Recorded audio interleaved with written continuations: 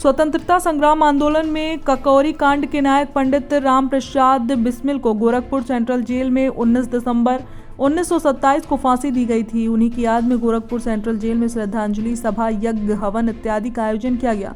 ककौरी कांड के नायक पंडित राम प्रसाद बिस्मिल को लखनऊ के सेशन कोर्ट से फांसी की सजा सुनाई गई थी। उसके बाद उन्हें गोरखपुर जेल लाया गया, जहां पर उन्हें 19 दिसंबर 1927 को प्रातः 6:30 बजे फांसी दे दी गई थी। पंडित राम प्रसाद बिस्मिल भारतीय स्वतंत्रता आंदोलन की क्रांतिकारी धारा के एक प्रमुख सेनानी थे, जिन्हें 30 वर्ष की आयु में ब्रिटिश सरकार ने फांसी दे दी थी। वो ककौरी कांड जैसी कई घटनाओं में शामिल थे तथा हिंदुस्तान रिपब्लिकन एसोसिएशन के सदस्य भी थे। आज कृतज्ञ राष्ट्र उन्हें श्रद्धांजलि अर्पित कर उन्हें नमन कर रहा है। इसी कड़ी में गोरखपुर के सेंट्रल जेल परिसर में स्थापित उनकी प्रतिमा एवं फांसी घर पर लोगों ने फूल व माल्यार्पण कर श्रद्धांजलि अर्पित की। इस अवसर पर गुरु कृपा संस्थान द्वारा विभिन्न सांस्कृतिक कार्यक्रम का आयोजन भी किया गया। आज 19 दिसंबर है और बहुत ही सुखद संयोग ये है, पंडित राम प्रसाद बिस्मिल 11 जून 1897 को जब शाहजहांपुर में जन्म लिए थे, उस समय भीमसेनी एकादशी, निर्जला एकादशी के रूप में जाना जाता था उनका जन्म। और जब उनका 19 दिसंबर 1927 को फांसी हुई थी, तो पौष मास के कृष्ण पक्ष एकादशी के दिन उनको फांसी हुई थी। एकादशी के दिन जन्म और एकादशी के दिन बलिदान एक सुखद संयोग भारत माँ के लाल का है। और आज ठीक वही 95 साल बाद आज 19 दिसंबर है और एकादशी पौष कृष्ण मास है। ऐसे में पंडित राम प्रसाद बिस्मिल की इस बलिदान स्थली पर प्रातः 6:30 बजे सामूहिक शंखनाद और आरती के बाद पुष्पांजलि, श्रद्धांजलि और सुरांजलि का कार्यक्रम रखा गया है।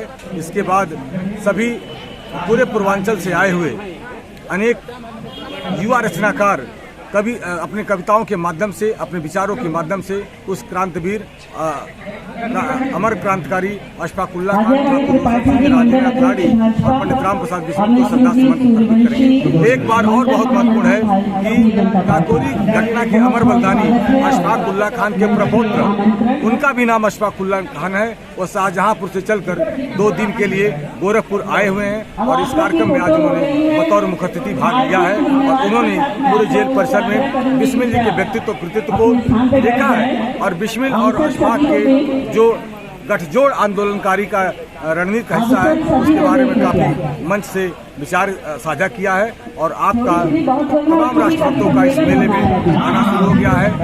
एक बिस्मिल जी ने कहा था, यदि देश हित मरना पड़े मुझको शास्त्रों में, मैं इस कष्ट को ध्यान में लगाऊं कभी, इस भारतवर्ष में शतवार में कारण सदा ही मृत्यु का देशोपकारक कर।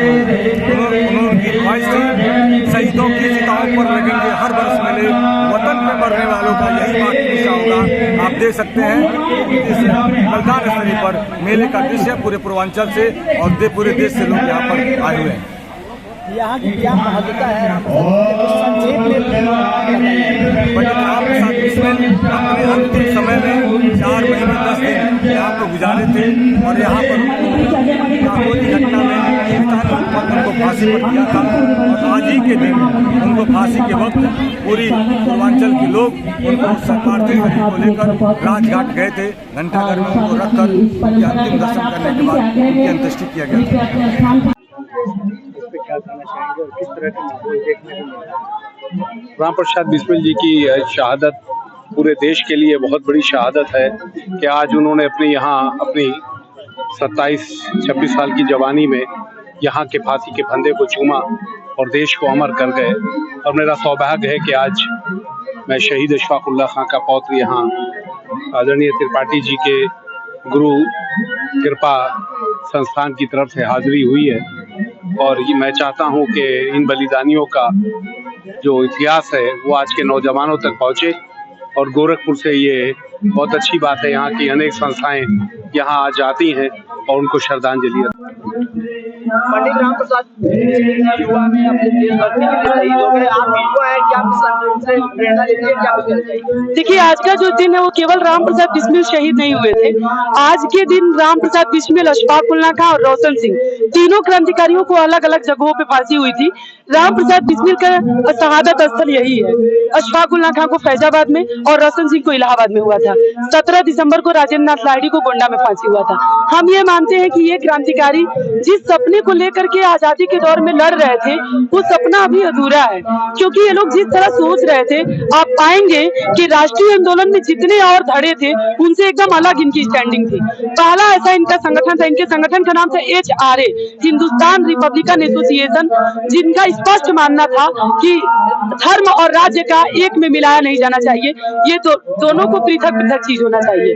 राज्य अलग चीज है और धर्म किसी के निजी आस्था का मसला है, इसको राज्य में मिलाया नहीं जाना चाहिए। दूसरी बात, HRA का घोषणा पत्र 1924 में आया, जिसमें सबसे ऊपर इस बात की चर्चा की गई थी कि ऊंच हो या नीच, अमीर हो या गरीब, सबके लिए एक समान अवसर और सबके लिए एक समान न्याय की व्यवस्था हो, ऐसी आजादी हम चाहते हैं। समान अवसर मतलब कि पढ़ने लिखने की क्या समानता हो, रोजगार में समानता हो, न्याय में समानता हो। लेकिन हम देख रहे हैं कि 75 साल आजादी के बीतने के बाद हम जिस समाज में अभी जी रहे हैं, सांस ले रहे हैं, इसमें हालत ये है कि हर चीज पैसे से मिलेगी, चाहे वो शिक्षा हो, चिकित्सा हो, रोजगार हो या फिर न्याय हो।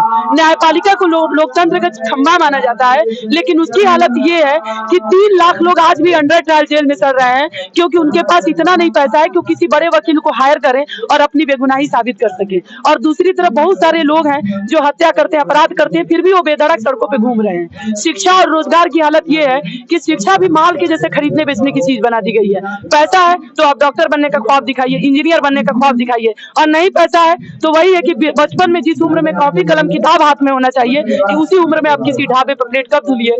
रोजगार की हालत यह है कि 30 से 34 करोड़ नौजवान बेरोजगार हैं, और अभी पीटी का जब एग्जाम हुआ था तो उसके जस्ट एक दिन बाद 5 नौजवान इलाहाबाद में केवल आत्महत्या किए थे।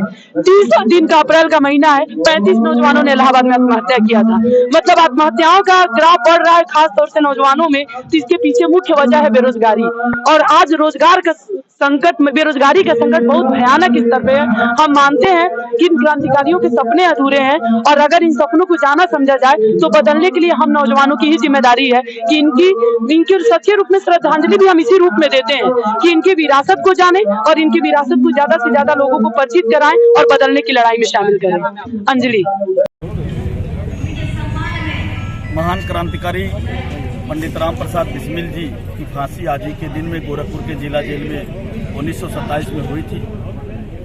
पंडित राम प्रसाद बिस्मिल जी का पूरा जीवन माँ भारती के लिए समर्पित था। उन्होंने क्रांति की एक लौ को प्रज्वलित किया था। आज के दिन पर मैं भारतीय जनता पार्टी की तरफ से सभी देशभक्त नागरिकों की तरफ से उनके श्री चरणों में विनम्र श्रद्धांजलि अर्पित करता हूं। और मैं विशेष रूप से उत्तर प्रदेश के मुख्यमंत्री योगी आदित्यनाथ जी महाराज को धन्यवाद, आभार प्रकट करना चाहता हूं कि 3-4 वर्ष पहले जब हम लोग आए थे और जेल में जब अंदर गए थे तो मेरे मन में एक जिज्ञासा थी कि बिस्मिल जी 4 महीना पहले यहाँ जेल में थे, वो कहाँ रहते थे।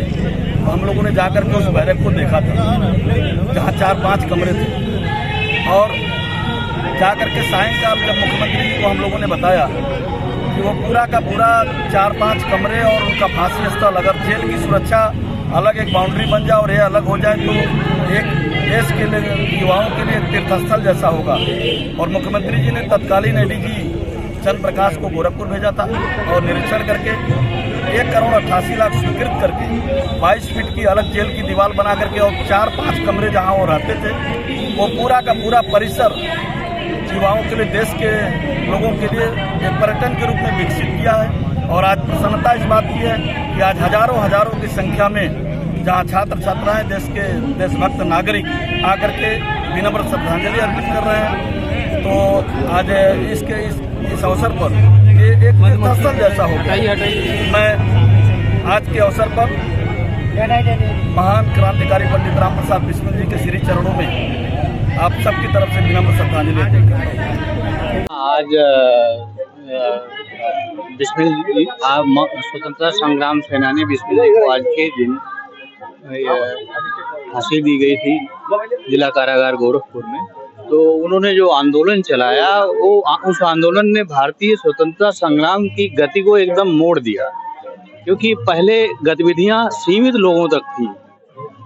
इस आंदोलन से आम जनता स्वतंत्रता आंदोलन से जुड़ी, जिससे हमारे स्वतंत्रता आंदोलन की परिधि काफी व्यापक हुई और आम जनता के जुड़ाव से हमारे देश को आज़ादी मिली। क्रांतिकारी गतिविधियों का समावेश हुआ, उससे आम जनता में स्वाधीनता संग्राम के संघर्ष के प्रति गहरा जुड़ाव पैदा हुआ। अभी जो कार्यक्रम हो रहा है उसके बारे में क्या? हाँ, संदेश जा रहा है? कार्यक्रम से बहुत अच्छा संदेश जा रहा है। समाज के विभिन्न वर्गों के लोग, विभिन्न क्षेत्रों के लोग आए हुए हैं, आसपास के जिलों के लोग भी हैं। गोरखपुर के लोग तो हैं ही, महाराजगंज, देवरिया और गोंडा बस्ती के भी लोग आए हुए हैं। तो बहुत अच्छा संदेश जा रहा है।